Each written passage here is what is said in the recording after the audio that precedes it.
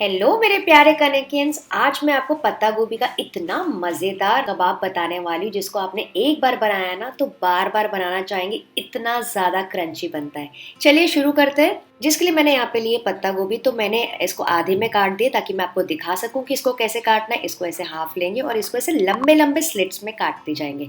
अच्छा फ्रेंड्स, ये करना इंपॉर्टेंट है, इसीलिए मैं आपको काट के दिखा रही हूँ। इसको लंबे लंबे लच्छों में ही काटिएगा, वरना अगर आप इसको बारीक काट देंगे या फिर फूड प्रोसेसर या चॉपर में काटेंगे ना, तो उसका जो टेस्ट है वो कहीं खो सा जाएगा, क्योंकि नरम पड़ जाते हैं बाद में।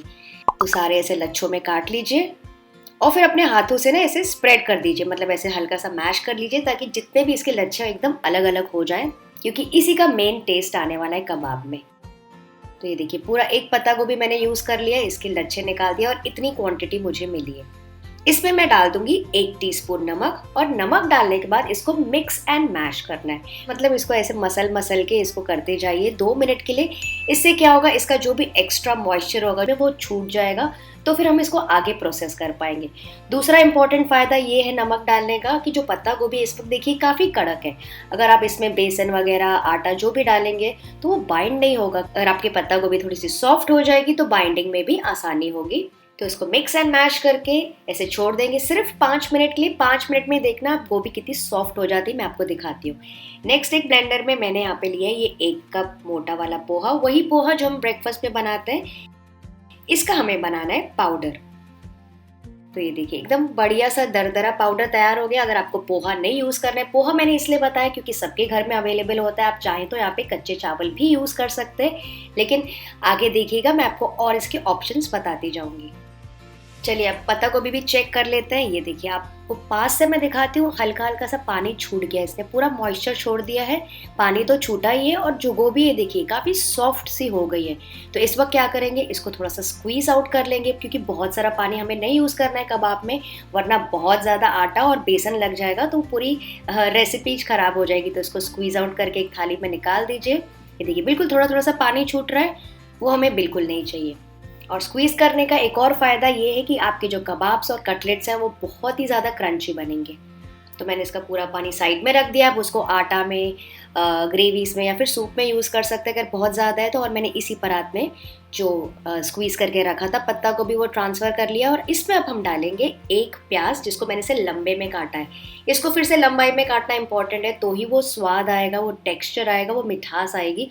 और उसके बाद हम इसमें डालेंगे 2 से 3 बारीक कटी हुई हरी मिर्चें, 1 टीस्पून अदरक लहसुन का पेस्ट। अच्छा, यहाँ पे तो मैंने शॉर्टकट मारा है, अगर अदरक लहसुन के अगर आप पीसेस डालेंगे ना तो और ज़्यादा टेस्टी लगेंगे।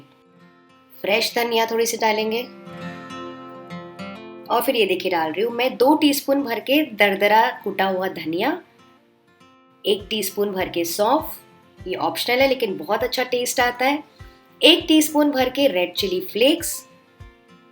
फिर मैं डाल रही हूँ बिल्कुल पिंच हल्दी कलर के लिए, और फिर से थोड़ी सी रेड चिली पाउडर, आधा टीस्पून गरम मसाला और आधा टीस्पून भुने जीरे का पाउडर। थोड़ा सा नमक भी मैं डाल रही हूँ, पहले भी हमने नमक डाला था पत्ता गोभी में।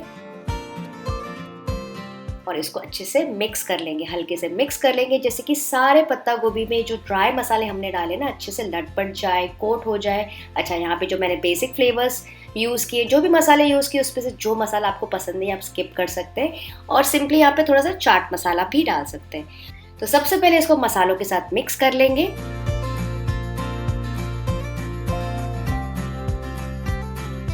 और अब बारी आती है इसमें पोहा का पाउडर डालने की। तो सबसे पहले पोहा का पाउडर डाल के इसको थोड़ा सा मिक्स करेंगे। ये देखिए, आप देख सकते हो जो थोड़ी बहुत भी मॉइस्चर इसमें रहे ना, वो पोहा का पाउडर उसको अच्छे से सोख लेगा और थोड़ा सा ड्राई हो जाएगा। तो इससे आपके जो कबाब से बहुत ही ज़्यादा क्रंची बनेंगे।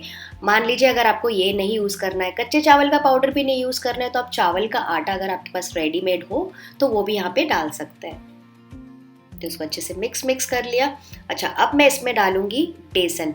तो हमने अभी तक सिर्फ पोहा का पाउडर यूज़ किया था, अब इसमें बाइंडिंग और टेस्ट के लिए हम डालेंगे सिर्फ और सिर्फ 3 से 4 टेबलस्पून बेसन। बहुत ज़्यादा बेसन फ्रेंड्स यहाँ पे हमको नहीं डालना है, क्योंकि हम पकोड़े या फिर भजिए वड़े नहीं बनाने हैं, हम कबाब जैसे बना रहे हैं। मतलब यहाँ पे वेजिटेबल्स ज़्यादा होना चाहिए और आटा बेसन जो भी आप यूज़ करें वो कम होना चाहिए। तो ही उसका स्वाद आएगा। अच्छा, और एक चीज़, यहाँ पे मैंने सिर्फ पत्ता गोभी यूज़ की क्योंकि बहुत ही रियली टेस्टी और ऑथेंटिक फ्लेवर आता है उसका। पर मान लीजिए अगर आपको इसमें थोड़ी सी कैरेट्स, बीन्स, कैप्सिकम वगैरह भी यूज़ करना है तो वो भी आप इसमें डाल सकते हैं। बहुत ही अच्छा टेस्ट आता है और क्रंच आता है वेजिटेबल्स का। अच्छा, मान लीजिए आपको ऐसा लगे कि सूखा सूखा सा लग रहा है, जैसे मुझे ऐसा लग रहा है, तो यहाँ पे आप स्प्रिंकल कर सकते हैं बिल्कुल थोड़ा सा पानी, करीबन 1 से 2 टीस्पून। मैं आपको मेजरमेंट से बता रही हूँ, वो इसलिए क्योंकि इसमें अगर आपने गलती से भी ज़्यादा पानी डाल दिया ना, पकोड़े बन गए ना, तो फिर वो क्रंची नहीं होने वाला है। तो इस चीज़ का आपको ध्यान रखना है। और अब इस सारी चीज़ों को बाइंड करना है, बस बाइंड करना है कि आपस में चिपक जाए। आटे जैसा या फिर घोल जैसा हमें बिल्कुल नहीं चाहिए। देखो सारा इकट्ठा हो गया, प्याज वगैरह सब कुछ जो भी चीज़ें हमने इसमें डाली थी वो दिख रही है, बिल्कुल ऐसा चाहिए। अब अपने हाथों में थोड़ा सा तेल लगा के ग्रीस करके इसकी छोटी छोटी टिक्कियाँ बना लेंगे। तो यहाँ पे मैं ऐसी टिक्कियाँ बना रही हूँ, आप चाहें तो छोटे बॉल्स बना सकते हैं या फिर जैसे लच्छा भजिया बनाते हैं ना, कांदा भजिया, वैसे टाइप की भी आप ड्रॉप कर सकते हैं। लेकिन मैं आज इसको ऐसे टिक्की का शेप दे रही हूँ। आप ओवल कबाब्स भी बना सकते हैं अगर आप तवे में सेकना चाहते हैं तो। ये देखिए एक टिक्की रेडी हो गई। इसी तरह से बाकी की टिक्कियाँ भी तैयार कर लेंगे।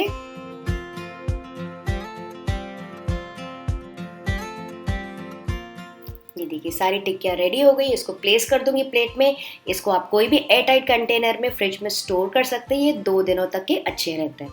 तो नेक्स्ट यहाँ पे मैंने तेल रखा है मीडियम हाई फ्लेम पे। इस पे एक एक करके कबाब्स या कटलेट्स डालते जाएंगे और इसको फ्राई करेंगे 3 से 4 मिनट के लिए, या फिर जब तक ये बढ़िया से गोल्डन ब्राउन नहीं हो जाए, क्रंची ना हो जाए, और जो इसका कच्चापन है ना, जो भी हमने सारी चीज़ें डाली है बेसन वगैरह, वो पूरी तरीके से पक न जाए।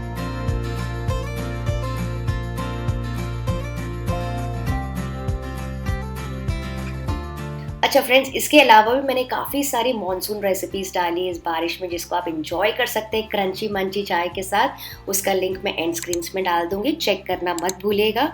और अगर आप चाहें तो इसको शैलो फ्राई भी कर सकते हैं, सिंपली तवे पे सेक भी सकते हैं या फिर बेक भी कर सकते हैं। तो बस ये अच्छे से फ्राई हो गए। देखिए कितना प्यारा सा कलर आ गया। और जो मैंने आपको बोला था ना कि पत्ता गोभी, प्याज, मिर्चें सारी सी दिखनी चाहिए, पकोड़ा जैसा नहीं बनना चाहिए, वो आपको अभी पता चल रहा होगा। इसको निकाल देंगे। तो कबाब्स निकालने के लिए फ्रेंड्स यहाँ पे मैं यूज़ कर रही हूँ छन्नी, वो इसलिए ताकि जो भी एक्स्ट्रा हीट है ना वो नीचे से निकल जाएगी, तो आपके कबाब्स नरम नहीं पड़ेंगे, क्रंची ही रहेंगे काफ़ी समय तक। और क्योंकि मैंने तेल रखा है तो मैं फेवरेट अपनी मिर्ची भी तल लूँगी, ग्रीन वाली। सारे कबाब्स निकाल देंगे, मिर्ची भी निकाल देंगे। मेरे मुँह में तो बस आ ही गया है पानी, लेकिन उससे पहले मैं आपको इसका क्रंच सुना देती हूँ। सुन सकते हैं आप फ्रेंड्स, कितना ज़्यादा करारा बना है। इसको आप इंजॉय कर सकते हैं चटनी या फिर सॉस के साथ, और इंजॉय कर सकते हैं इस बारिश के मौसम को गर्मा गर्म चाय के साथ। तो अगर आपको रेसिपी रियली अच्छी लगी होगी तो लाइक करना मत भूलिएगा। मैं आपसे मिलती हूँ, बाय बाय।